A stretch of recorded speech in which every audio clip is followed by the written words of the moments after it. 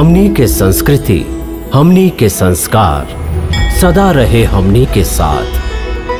भारत के महान ग्रंथ और काव्य सब के संपूर्ण संकलन सब्सक्राइब करें तिलक। प्रार्थना की खुशबू, साइकिल प्योर अगरबत्ती।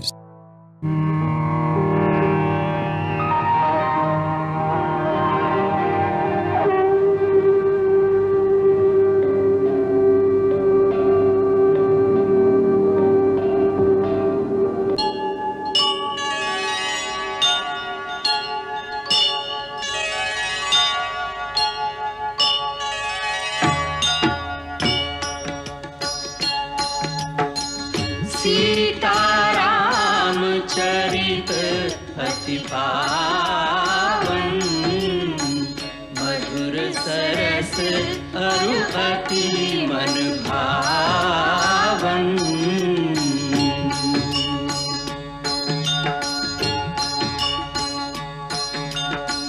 पुनि पुनि कितने हो सुने सुनाए,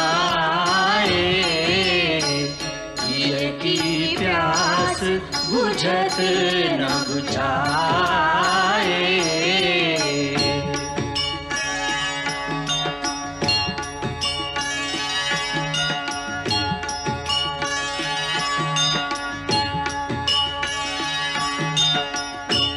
आज बहुत बड़ा परीक्षा के घड़ी आइल बा। आज बहुत बड़ा शक्ति से लोहा लेवे के बा। हम गंगा मैया के सौगंध खा के कहत हई कि हमरा जीते जी राम जी के शत्रु गंगा पार ना कर सके। हाँ, गंगा के सारा घाट के घेर ला, जंगल के झाड़ियन में धनुष बाण और खड़ग उठा के मोर्चा संभार ला। गंगा मैया के सफेद धारा खून से लाल कर दे। भरत के सेना के नरमुंड आज गंगा में बही। वीर लोगन याद रखी है, युद्ध में मरल और वो गंगा जी के किनारे, और वो भी प्रभु श्री राम जी के रक्षा खातिर। अरे जीतब तो श्री राम जी के सेवा करब और मरब तो सीधे मोक्ष मिली। बाकी भरत तका स्वयं काल भी राम जी के तरफ बढ़ी तो काल खातिर भी हम निषाद काल बन जाए। हाँ हाँ, हम काल खातिर भी काल बन जाए। हमरा जीते जी भरत गंगा पार लेके जा सके। तो सब बोला श्री रामचंद्र के जय, श्री रामचंद्र के जय। निषाद योद्धा लोग आगे बढ़ा। ठहरा राजन ठहरा, बिना सगुन विचर ले जोश में मतवाला होके कूच का जईबा। हाँ, ये हमरा से भूल हो गई, कारण समय कम बा। बाकी बिना विचर ले काम करे से पछतावे के पड़ेगा। हमार सगुन आपके बात से अलग बता रहल बा। पहले भरत से मिल लें, जान लें उनकर मन के भाव का बा। हमार विचार से युद्ध के नौबत ना आई। आपके ये विचार बा तो हम वही हिसाब से काम करब। युद्ध से तो कबो केहू के भला भइले नहीं खे। योद्धा लोगन, तू सब जाके गंगा के घाट पर डट जइहा और झाड़ी में लुकाइल रहिहा। हम जाके भरत जी से भेंट करब, भेद जान ले उनकर भाव मित्रता के बा या शत्रुता के। बैर और प्रेम छिपैले ना छिपे। हमार संकेत होखला के बादे घात करिहा, समझला?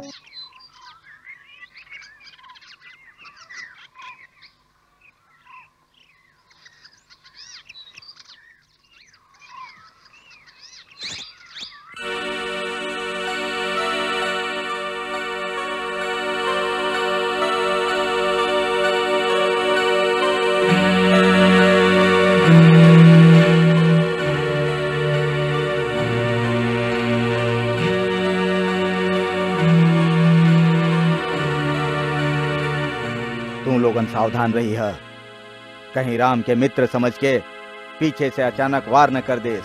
आप चिंता मत करी राजन, यदि आप पर कोनो आंख भी उठौलस तो हम ओकर आंखें निकाल देब।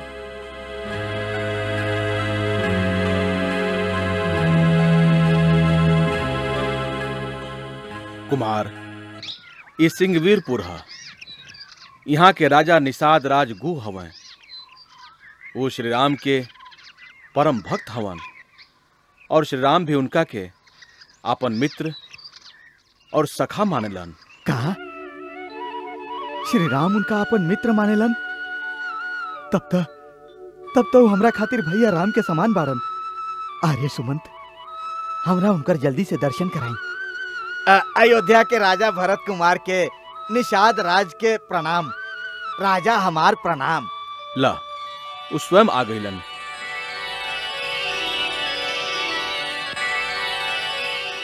प्रणाम राजा भरत। ना निषाद राज, हम आपके चरण वंदना करत हैं। अयोध्या के राजा आप ही का कर रहा हैं? भैया आपके हृदय से लगावत हैं। आप हमरा अपन गले से लगा ली। हमरा ऐसा नहीं लगी जैसे हमार राम भैया हमरा स्पर्श कैले होखस।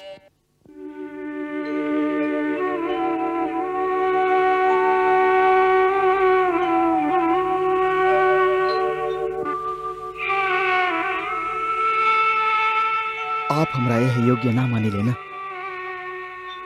ठीक बा, हमार पाप के यह दंड बा। ना ना भरत भैया, ना ना हमार भैया, हमरा से भूल हो गई। हम तोहार अपराधी हैं भरत भैया। हमार मन में जाने का विचार उठत रहे तोरा खातिर। भरत भैया हमरा क्षमा कर दी। हम पापी हैं। अरे श्री राम के भाई खातिर हमार मन में कैसन विचार उठत रहे। हम बहुत बड़ पापी हैं। हमके क्षमा कर दी। हमके क्षमा कर दी भैया। हम आपके जनली ना। आप तो सचमुच रामे के दूसर रूप हैं। बिल्कुल वह राम भैया जैसन स्नेह आपके अंदर बा। शत्रुघ्न इनकर चरण छुआ। यह राम भैया से कह के हम लोगों के क्षमा दिया सकेलन। अरे ना कुमार, ना ना कुमार भरत जी, श्री राम जी सच्चो कहत रहन कि हमार भरत बहुत महान है ना? भैया हमके याद करत रहन। हाँ, बहुत बहुत याद करत रहन। घास के बिछौना पर सुतल सुतल सगरी रात आपे के बात करत रहन। घास के बिछौना पर? भैया घास के बिछौना पर सुतल रहन? हाँ, वो देखी, वो बरगद के पेड़ के नीचे घास के बिछौना बाना, वहीं पर भैया राम और मैया सीता पूरा रात सुतल रहे।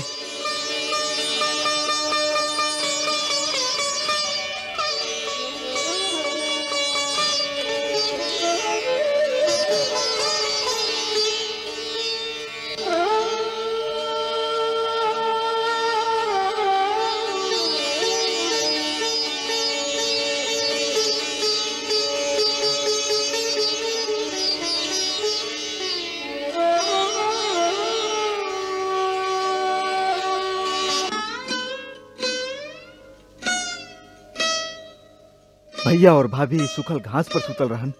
हाँ कुमार जी, हमार प्रभु श्री राम एहिजे सुतल रहले। हमार बिछौनो ना ले ले और हमार परोसल भोजनो ना कैले। कंद मूल खैले और गंगा जी के पानी पी के अपन पेट भर ले ले। और दूसरे दिन नंगा पांव ही चित्रकूट के ओरी चल दिले। हाय रे अभागा भरत, भैया सुखल घास पर पड़ल रहलन और तू महल के रेशमी बिछौना पर सुतल रहला। आर्य सुमंत, एहिजा से हमहू पैदल जाइब, नंगा पांव चित्रकूट तक जाइब।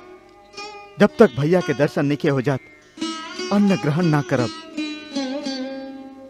स्वामी कंदमूल खाएं और सेवक राजभोग खाएं। धिक्कार बा ऐसन सेवक पर, धिक्कार बा।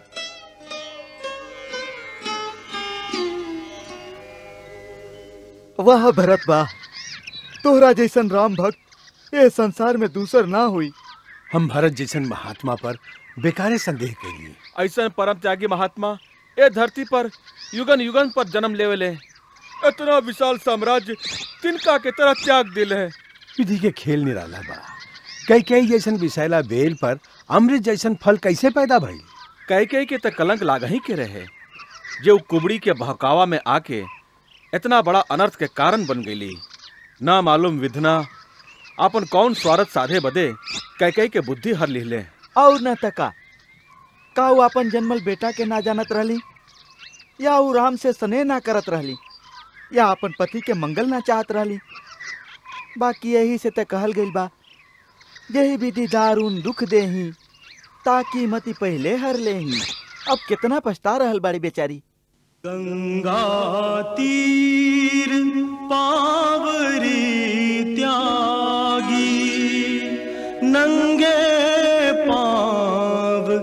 चलो रे बैरागी। सिर भर जाऊं उचित असमोरा, सब दे सेवक धर्म कठोरा। पुण्य प्रयाग ही कीन प्रणामा, पहुँचे भरद्वाज के धामा। जे कुछ भी भइल ओमे तोहार कौनो दोष नहीं खे, सब विधि के खेल बा। तू आपन मन से गलानी के निकाल द। हमरा कारण इतना बड़ा अनर्थ हो गई, ओकर ग्लानि मन से कैसे जा सकेला। मुनिवर, अयोध्या के राजवंश पर ऐसन विपदा के समय पहले कबो ना आयल रहे। विपदा के समय ही कौनो जाति या वंश की सभ्यता और संस्कृति के परीक्षा होखेला भारत। तू दोनों भाई के त्याग ई विपदा के क्षण रघुकुल के कीर्ति के अवसर बना दिले बा। हे महर्षि भारद्वाज, आप हमरा आशीर्वाद दी। भैया राम हमारे हृदय के भाव पहचानस और हमारी प्रयास सफल होके। चिंता मत कर वत्स, जे कुछ भी हुई ओकरे में जगत के कल्याण निहित बा। सदानंद, देखा महर्षि वशिष्ठ के पूजा वंदना समाप्त भइल। हम वहां के दर्शन करे खातिर जाके चाहत हई।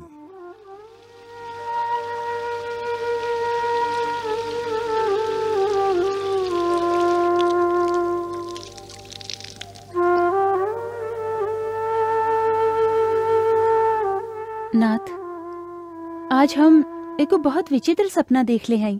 कैसन सपना? हम देख ली जैसे भरत जी सबके संगे यहाँ आयल रहेले, सबके मुंह मलिन और बहुत दुखी लागत रहे। ये सपना तो शुभ निखे बुझात। हमरा भरत के चिंता बा, वो हमरा वियोग में रोगी भी हो सकेला। भाभी, हम जंगल से लकड़ी लेके आवत हई। लक्ष्मण, जल्दी लौटैया, हम कुछ चिंतित हैं। सीता एगो खराब सपना देखले है। कैसन सपना भाभी? यही कि भरत दुखी बा। उनका कैसन दुख? उनकर तबले राजा अभिषेक हो गए होगी, राजा बन के आनंद से रह रहा हुई है। तू ओकरा के नहीं जानत लक्ष्मण। वो हमरा से इतना ज्यादा स्नेह करेला कि वो पगला राज्याभिषेक भी रो रो के करौले हुई। माई और पिताजी की आज्ञा से बेबस होके। भैया, आप सबके अपना जैसन सीधा और सरल समझिले। ये लक्ष्मण बचपने से भरत से लड़ाई करत रहल। वो दोनों में आपके स्नेह खातिर स्पर्धा बाना।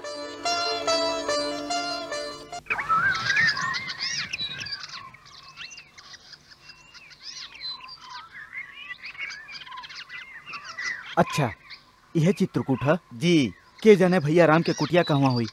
आप चिंता मत करी कुमार, हम आदमी भेजले हैं, अब यहीं पता लगा के आ जाई। कुमार कुमार कुमार, हम श्री राम जी के कुटिया ढूंढ ले ली। उनकर कुटिया यही स्थान पर बा। ऊ पेड़ के झुरमुट दिखाई देत बा ना, ठीक होकर दूसर तरफ। उस समय राजकुमार लक्ष्मण और देवी सीता सहित वहाँ विराजमान बाड़न। कहा भैया विराजमान बाड़न? चली। हे गुरुदेव, आप ही चढ़ाई शीघ्रता से चढ़ ना पाई। आप माई सबके लेके धीरे धीरे आए, बाकी सब लोग इन्हें विश्राम करिए। आई चली।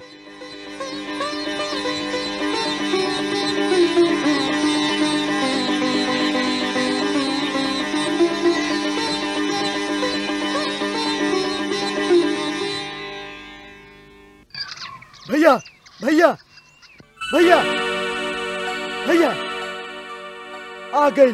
अपना संगे सेना भी ले आयल बा। ई फूलन के छोड़ी भैया, शस्त्र उठावे के समय आ गइल बा।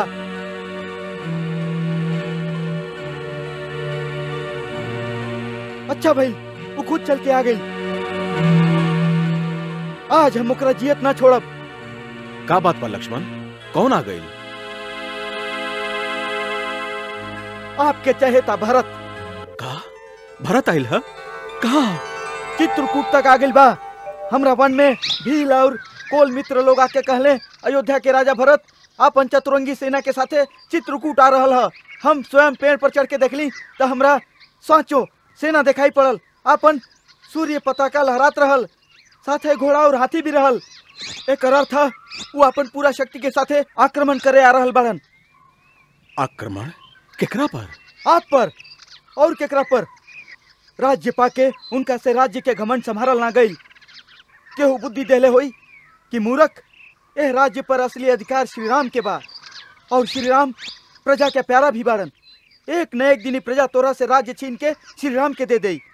बस वो सोचले हुई है। ए समय दोनों भाई वन में असहाय अवस्था में अकेले बाड़न। दोनों के समाप्त करके अपन राज्य निष्कंटक कर लें। उनका नहीं क्या पता कि अभी ले लक्ष्मण जीवित बा। का अनर्गल बात करत हुआ लक्ष्मण? भरत के बुद्धि ऐसे कुटिल कबो ना हो सके। काहे कुटिल ना हो सकेला? जेकर माई के बुद्धि इतना कुटिल होखे, ओकर बेटा के बुद्धि कुटिल ना हो सकेला। यदि उनके हृदय में कपट ना रही तो अपना संगे हाथी घोड़ा और सेना लेके ना चलतन। भैया, भरत आपके दृष्टि में एगो महान आदमी हो सकेलन, बाकी राज्य पद पैला के बाद राज्य के घमंड केकरो से सहल ना जाए। अरे आदमी तक का इंद्र जैसन देवता भी राज्य के घमंड में चूर होके उचित और अनुचित भूल जालन। आज राज्य शक्ति के नशा भरत के अंधा कर देले बा। आपके असहाय और बेसहारा समझ के आपके हत्या करे आ रहल बाड़न। ना लक्ष्मण ना, आपके हमार सौगंध बा भैया, आज हमरा मत रोकब। हम आपके चरण के सौगंध खाते हैं। यदि हम क्षत्रिय कुल में जन्म लेले हैं और हम सच्चा रघुवंशी हैं तो आज वो दोनों युद्ध क्षेत्र में हमारे हाथ से मारल जाइए। जिस तरह एगो सिंह हिरन के झुंड के कुचल लेला, वही तरह हम उनका चतुरंगी सेना के नाश कर देब। तबे हमार धनुष धारण का सार्थक होई। भैया, यदि आज भगवान शंकर भी उनका सहायता करे खातिर आ जाए तो हमरा राम के दुहाई बा, हम भरत के जीवित ना छोड़ब।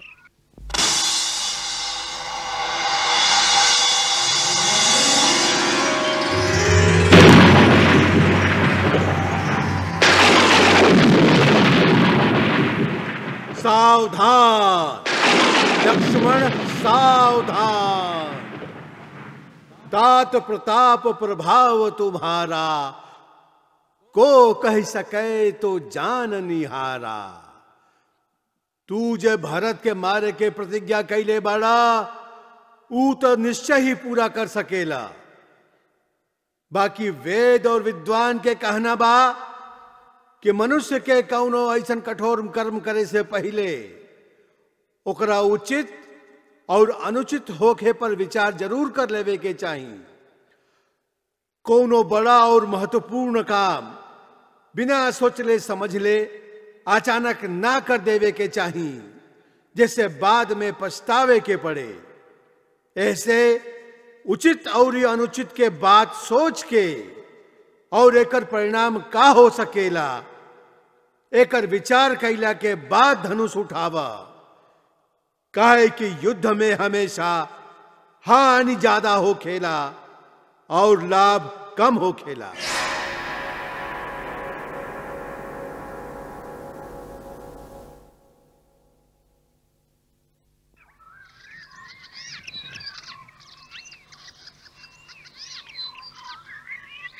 लक्ष्मण, ये आकाशवाणी सुनला तू? जे उचित और अनुचित के भली भांति विचार कैले बिना कोनो काम के जल्दबाजी में करलन, वो बाद में पछतावेलन। हमरा तोहरा वीरता पर और तोहरा पराक्रम पर तनिको संदेह नहीं खे। तू क्रोध के आवेश में भरत के जरूर मार सकेला, बाकी जब तोहरा पता लगी कि भरत पर तोहरा संदेह झूठा रहल, तो का फिर तो ओकरा के जीवित कर सकेला? बाकी भैया, जे आंख से देखा रहल बा ओकरा आप संदेह कहते हैं। कबो कबो आंख से देखल भी साच ना होखेला। राजपथ के घमंड साधारण आदमी के हो सकेला, इंद्र जैसन देवता के भी हो सकेला, बाकी भरत के स्थान देवता सबसे भी ऊंचा बा। वे को महान मानव के रूप में महानता के उदाहरण बा। ये तरह खटाई के एगो बूंद से क्षीर सागर के दूध ना फाट सके, वही तरह अयोध्या तका तुलब के राज्य भी भरत के दे दिहल जाए तब ओकरा राज्य के घमंड ना हो सकेला। आपके ये साधुपना में हम लोगन अपन हाथ में आयल राज्य छोड़ देनी। सगरी प्रजा आपके संगे रहल। आपके एगो संकेत होइत तब प्रजा महाराज के आपके राज्याभिषेक करे पर विवश कर देत और प्रजा के पर हम पिता के वचन झूठा कर देती। लक्ष्मण, पिता और पुत्र के नाता प्रजा की इच्छा से निर्धारित नहीं होत। यही तरह से भाई भाई के बीच के फैसला तलवार से ना कल जाए। भरत के मार के जयराज के तू कल्पना कर रहा बाड़ा। जरा सोचा कि ओकर परिणाम का होई। यदि अपन भाई ही ना रही तो राज्य के सुख भोग में का आनंद मिली। यदि हमरा सुख में तू तीनों भाई के भाग ना होके तो उस सुख हमरा खातिर विष के समान बा। यदि तोहरा राज्य के लालसा बा तो हम शपथ खा के कहते लक्ष्मण, हमरा एगो इशारा भर से भरत राज तोहरा के दे दी। ना भैया ना, हमरा राज्य की अभिलाषा नहीं के। बाकी यदि भरत के मन में पाप होइल त यदि वो प्रहार कहले तो ओकरा का प्रहार करे दा। वो हमार राजा है। हम अपना राजा के सामने शस्त्र ना उठाइब।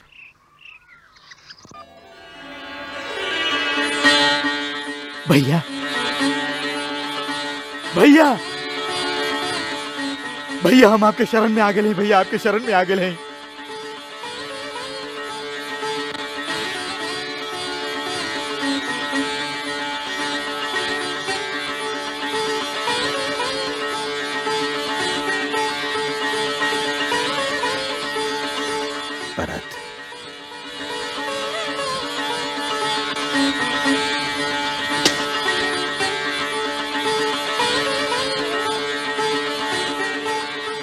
भरत, भैया भरत हमार भाई। भैया ना भैया, जे पापी के चलते आपके ई दशा भइल बा ओकरा भाई मत कहीं। हम अब एकर अधिकारी नहीं की। मंगल भवन अमंगल हारी, प्रभु सुदशरथ अजिर बिहारी।